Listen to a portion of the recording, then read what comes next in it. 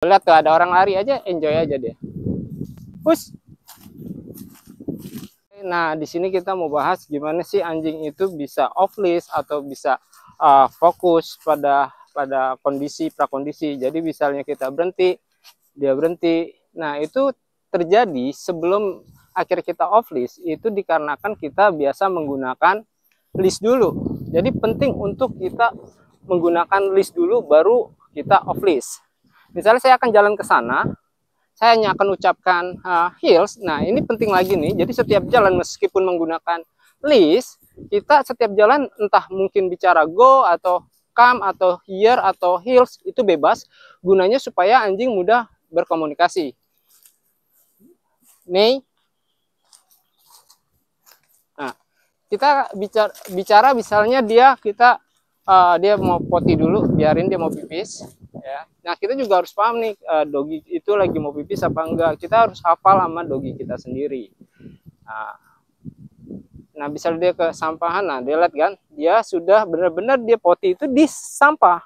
Tempat sampah ya, dia naruhnya sampah seperti itu. Oke.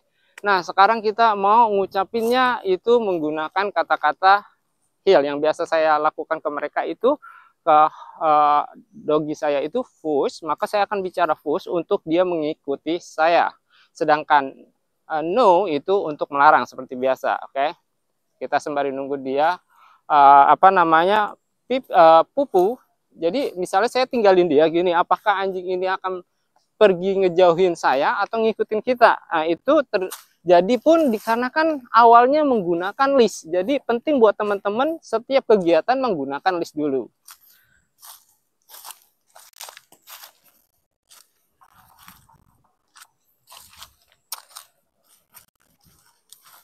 Nah, dia udah jaraknya, lihat ya, jaraknya udah lumayan.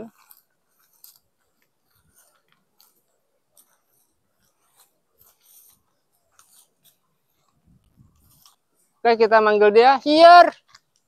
Maka dia harus segera menghampiri kita. Nah, itu konsepnya awalnya menggunakan leash.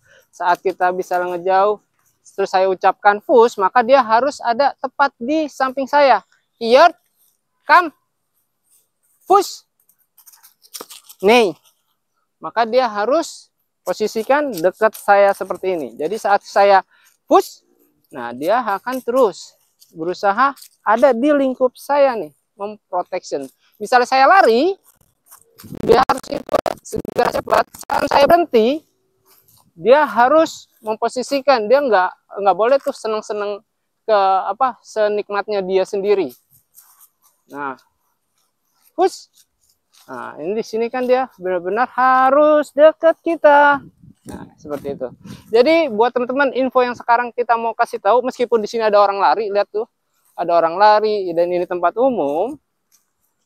Gitu ya.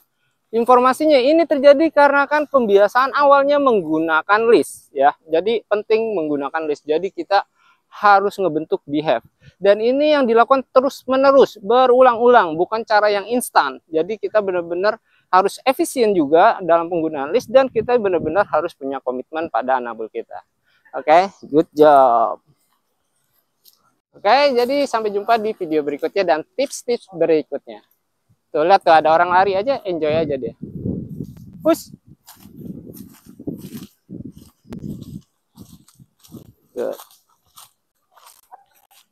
Diam. Oke, sekarang saya mau lanjut olahraga dulu bareng si Holly. Come, let's go.